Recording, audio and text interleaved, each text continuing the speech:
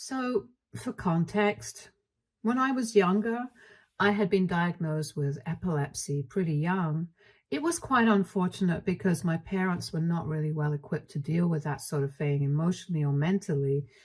And they started treating me like some sort of diseased child whom they could not deal with. I think I must have been around 6 years old when I first noticed how differently they treated my brother and me. My brother was 3 years older than me, and my parents treated him far better than they treated me, presumably because he was much easier to deal with as compared to me. And as if epilepsy was not enough on its own, the cherry on top was when I was diagnosed with dyslexia and severe ADHD at the age of 8. Needless to say, my parents kind of had their hands full with me. Now, it would be one thing if they were nice and kind people who are grateful to have a child and were up for the challenge, because I know that it cannot be easy being a parent to a special needs child. But they were the ones who had decided to have a baby. They should have been prepared for what comes with it. I guess they had just assumed that since my brother had turned out perfectly healthy and fine, I would be absolutely healthy as well, and did not see this coming. And now, since I had been born already, they had no choice but to deal with me. They made sure that I felt that way as well, like they were tolerating me, and it was not nice. I did not have a very fun and normal childhood like most people, not just because of my illness, but also because of my parents. In fact, I would like to say that most of my childhood misery was caused to me by my parents, not my illnesses. That was a very small part of it, but the way they responded to it and treated me, that's what really made me upset. They always treated me like a pariah in my own family, and I never felt included, and they made sure to make me feel like an unwanted burden on the family. They would walk on eggshells around me, and it was like every time I would walk into a room, they would stop talking instantly, and all their life would be sucked out of that room just because I had arrived.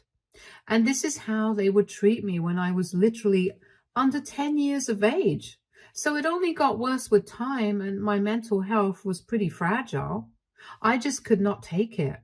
So I started misbehaving in my teen years, and I guess the adolescent hormones combined with the misery of growing up in a home where I always felt like I was not wanted, it just broke my heart. And I started acting out. I stopped putting any effort into studying and started flunking out of all my classes on purpose, just because I was so angry with my parents and how they were treating me. I was defiant, disobedient, and downright rude to everybody that I knew. I was pushing everybody away, even my friends, and I knew that it was not the right thing to do. But I was just so miserable that I did not know how else to get my parents to pay attention to me. Even then, they did not seem to care much. Every time they would be summoned by the school, just because I had broken a rule or misbehaved in some way, they would just sigh in disappointment, but not even bother to reprimand me.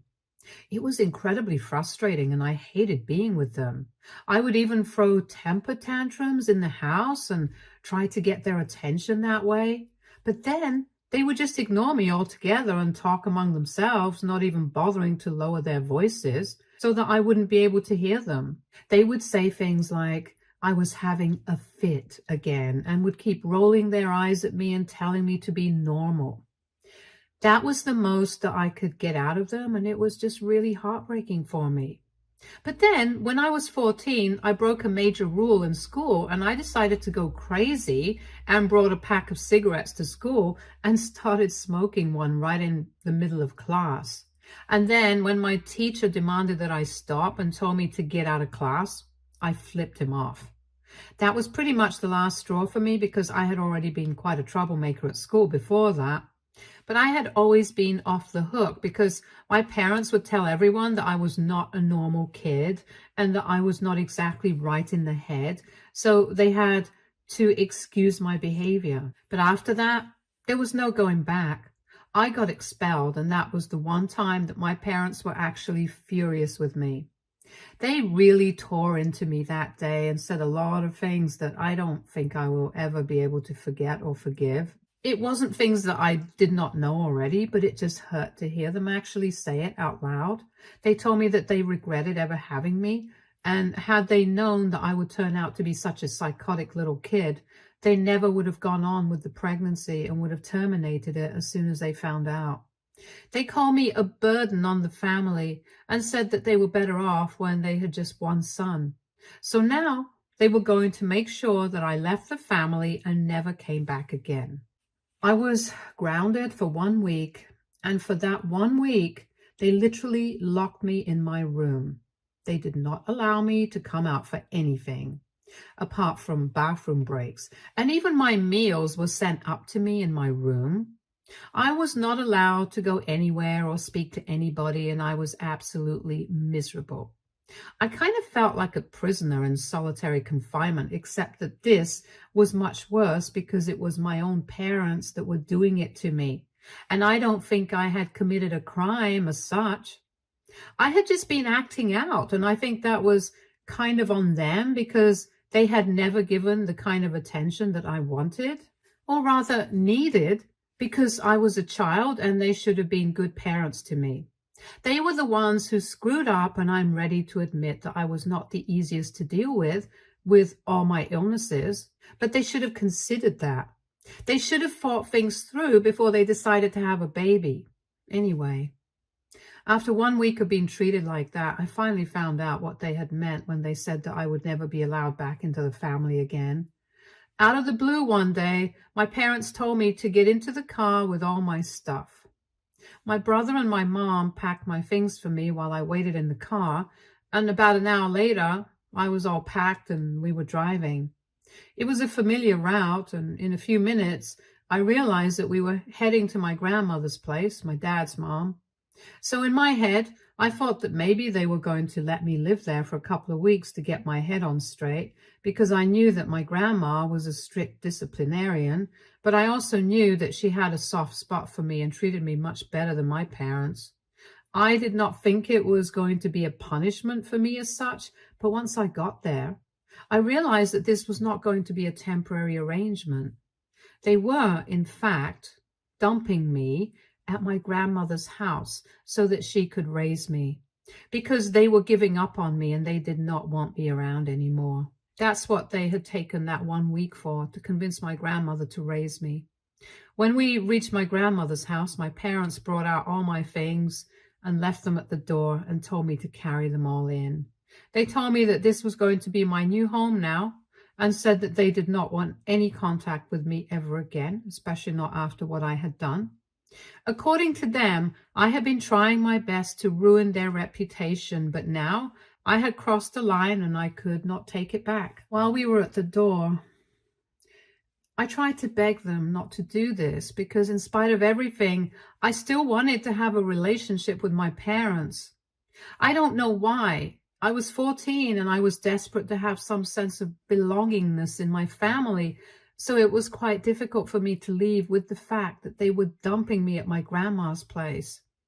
I was also slightly concerned about the fact that my grandma probably would not be able to take care of me, which is why it had taken her 1 week to accept me, since she was getting old and was already in her 60s. I knew that my grandmother loved me, but I didn't know if she actually wanted to take me in. So I felt like I was just going to go from being a burden to my parents to being a burden to my grandmother.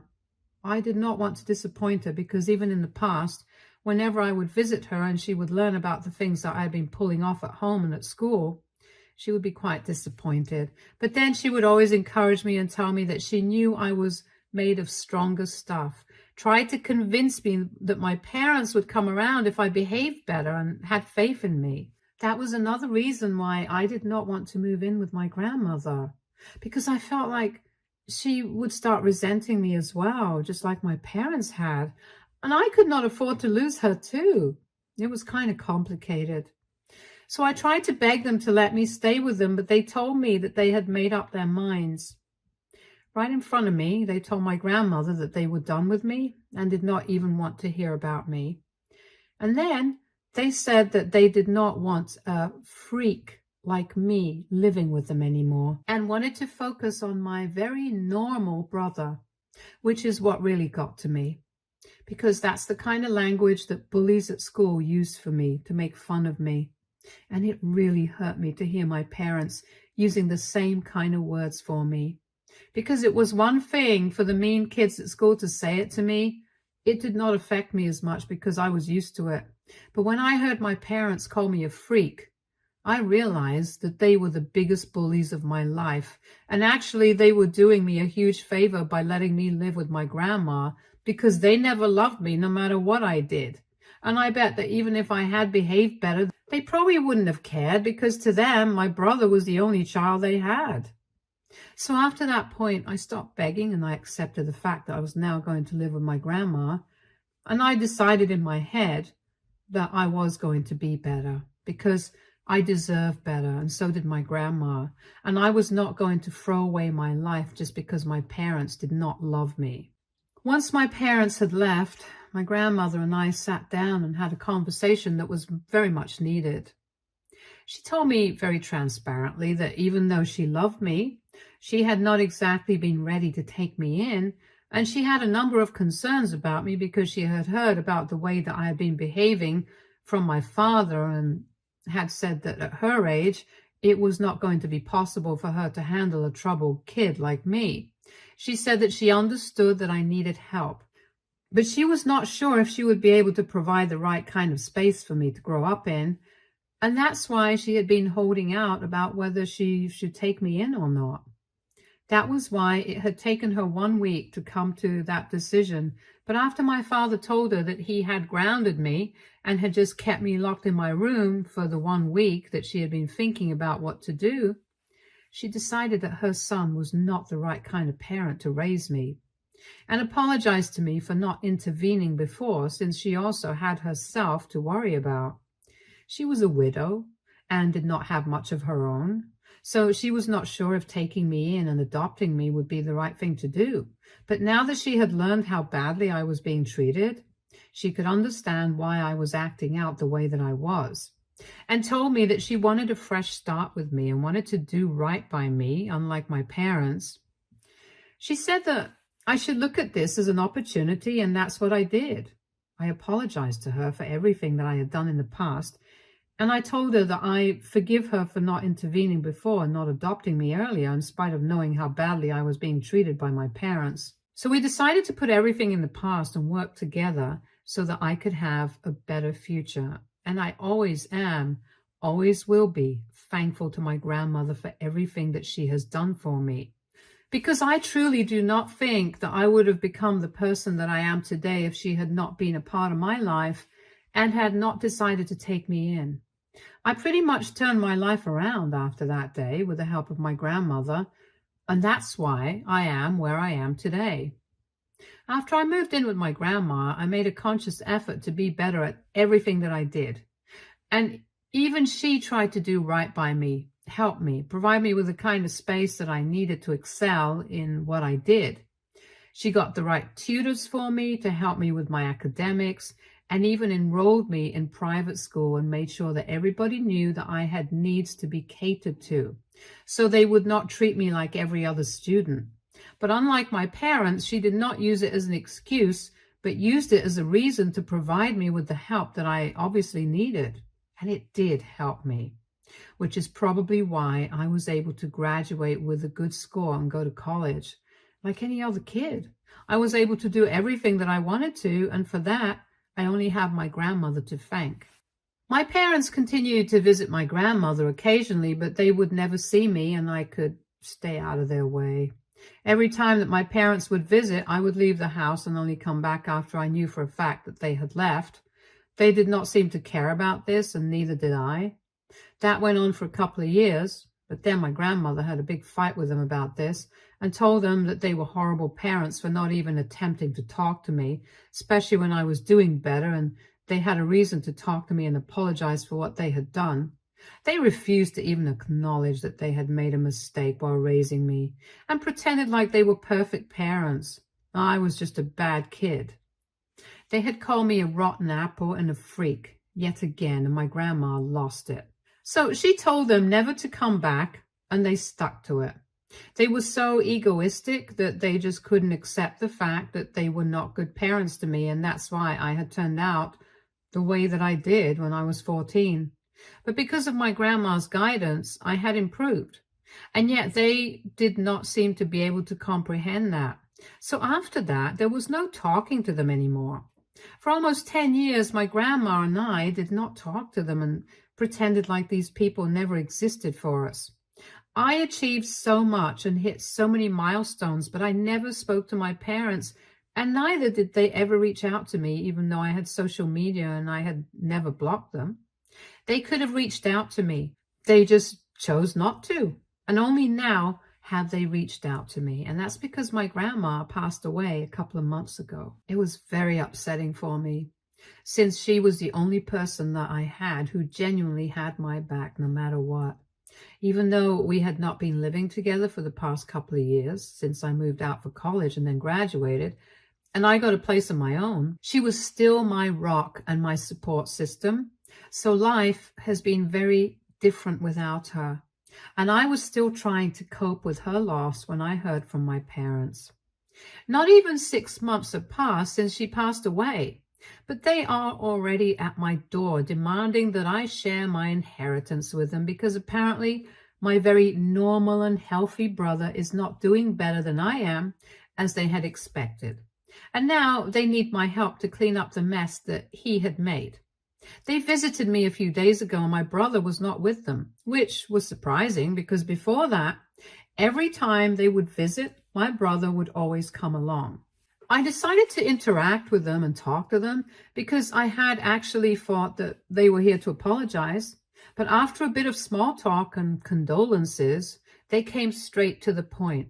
They told me that while he was in college, my brother had developed a bit of a drug habit, and now it had started affecting his ability to work. I don't know why they were trying to downplay it, because from what I gathered, he was in serious trouble and needed help. So now they wanted me to share my inheritance with them whenever I would come into the money, so they would be able to pay for rehab. I asked them why he could not just attend one of the low-cost programs which they could afford, and they told me that they had tried, but it was not good enough for him, and he needed a residential program which apparently cost a lot. Now, I personally don't know anybody who has been to rehab, and I don't know how much it costs, and I'm not going to do enough work to actually find out the cost.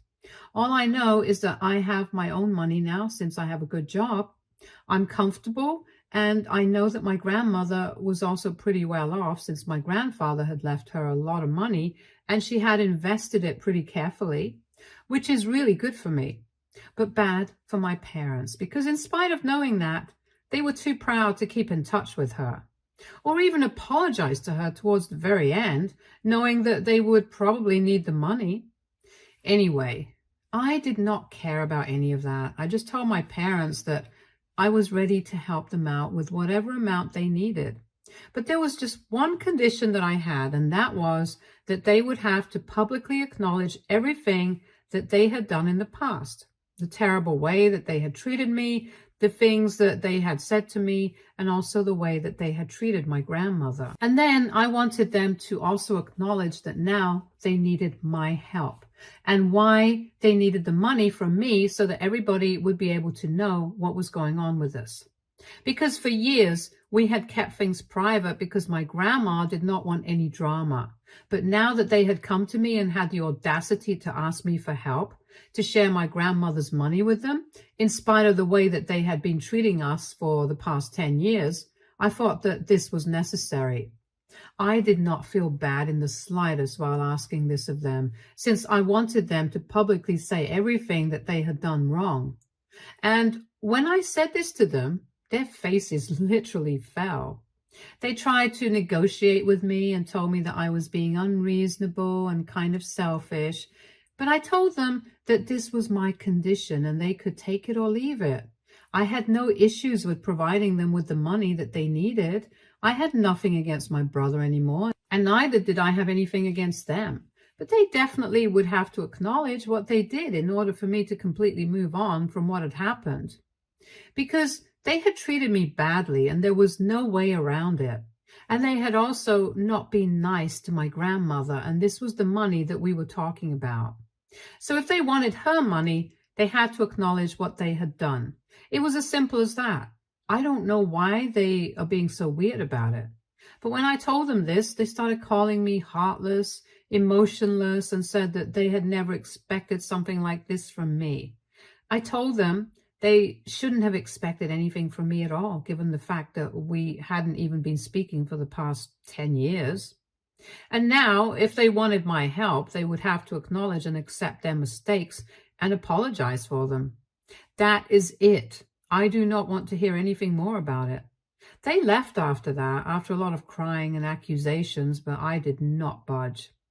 And now they are trying to change my mind, telling me that my brother is in a really bad condition and that he needs my help. But I don't understand why they expect me to just do things for them when I never expected them to do anything for me. My grandmother and I only had each other. They never bothered to help us or even check up on how we were doing. Even when my grandmother passed away, they probably would not have been able to find out unless I hadn't told my relatives, and that's how they even came to know about the funeral and stuff. So why should I help people who have had nothing to do with us for the past 10 years? Even then, I just want to make sure. AITA for telling my parents that I won't help them financially if they don't accept and acknowledge their mistakes publicly? Update 1. Thank you for all the comments on my original post. I am doing just fine. Thank you so much for asking. It has been really difficult for me to deal with the loss of my grandmother, but she was really old and I'm glad that she's in a better place now. She lived her life to the fullest, and I know that she did not pass away with any regrets. So thank you for the concern and the condolences. Anyway, coming to my parents, they are still trying to bother me online, but I have told them that if they don't do as I said, they can give up any hope of inheriting any money. I know that my grandmother left everything to me in her will, and I am sure that my parents know about it as well, since the lawyer had sent out an email, and now all they can do is sit and wait. I'm not going to go back on my word. It has been 1 week since I last spoke to them, and since none of their pleas had been working with me, they have resorted to sending me photos of my brother, and he looks bad.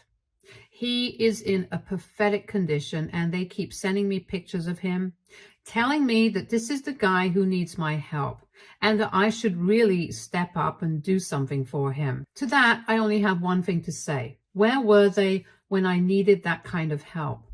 They abandoned me, and I was just lucky that my grandmother had my back. But otherwise, I don't know where I would have ended up. They did not care about me, and as much as I feel bad for my brother, I can't help them if they don't apologize for what they did. And it has to be public because I want everyone to know what kind of people they really are.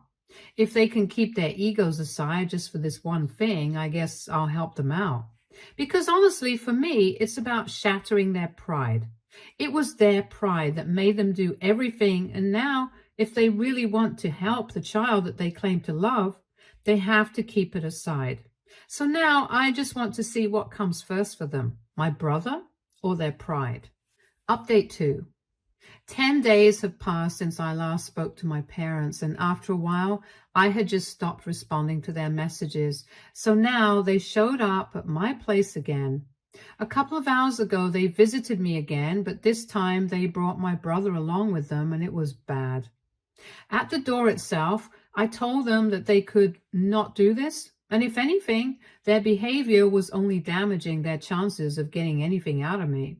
Because I was not comfortable with them doing this, not even to my brother, since I could only imagine how dehumanizing it was to be used as a puppet. I told them to get out, and for a while they refused to move and told me that if I wanted them to leave, I would have to promise them that I would help them as soon as I could. I told them that I would not be making any promises of the sort, and if they tried to mess with me, I would call the police on them, and that would not be too good for them given the condition of my brother. That scared them, and they left. But my dad told me that both my grandmother and I were the most selfish people on the planet. And that's coming from them, considering how they dumped me on their doorstep just because they could not deal with a special needs kid. Actually, they did not want to deal with me because I was not the perfect little boy that they had expected me to be. If my grandmother and I are selfish, the words that they are have not even been invented yet. Update 3. Hi, so I kind of forgot to post here because I got really busy with work. Anyway, almost 2 months have passed since my last update and a lot of things have changed. For instance, my parents are blocked now and they have no way to contact me anymore because I have moved into a better apartment in a new neighborhood. So they don't have the address to that. And this time I have made it known to all my relatives that they are not supposed to give out my address to anybody, especially my parents.